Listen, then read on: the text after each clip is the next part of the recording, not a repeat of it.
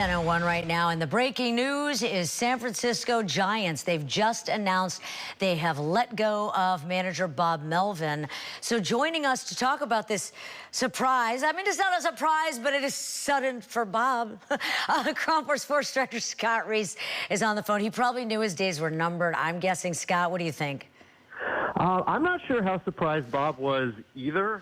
He had a quote last night saying, we'll see, we'll take it day by day. And I think that managers are aware of the landscape in today's world of Major League Baseball and pro sports. You either produce or you're under fire, and the Giants did not produce.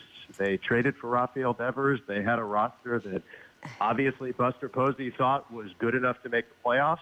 And despite a run in mid-September, they didn't get it done. They finished 81-81, which is basically where they've been the last 4 years, and that apparently wasn't good enough. But that's the thing, is the turnover for their manager's been, what is this, the sixth? Is it his fault? Like, how do they decide whose fault is it? Whose head should roll is my question, really. The age-old question, how do they decide whose fault it is? Yeah. They can't fire the players. Okay, all right. And I think, that's a really nuanced question.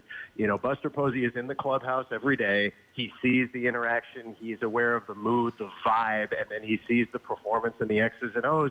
And that's his job, is to take all the data into account and decide. Now, remember, Buster's only been at this for a year, and Bob Melvin was the manager when Buster took over. And it is not uncommon for general managers to want to bring in their own people. So I think this was sort of a trial run. What's interesting to me is that it was only 3 months ago, July 1st, that Buster extended Bob Melvin and picked up his contract for 2026, saying he was the right guy to lead us into the future.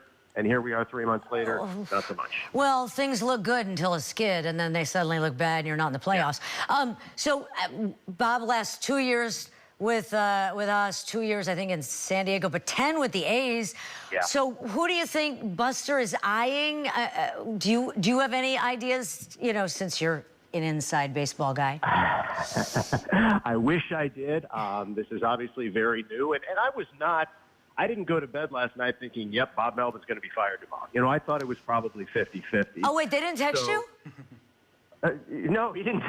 Oddly enough, my phone was off, so I had to check it. That's what it is. Yeah, no, so I couldn't begin to tell you who would be on Buster's list. I assume he has a short list, because all good general managers do in case of emergency, and here we are. So, I think that you do this the day after the season because now you have the maximum amount of time to get your ducks in a row, to conduct interviews, to survey the landscape, see who else is available, and go from there. But obviously, this is a massive decision. It'll be the second massive decision, I guess, that Buster's made in the last few months. The first was trading for Rafael Devers, and now here we are with the manager.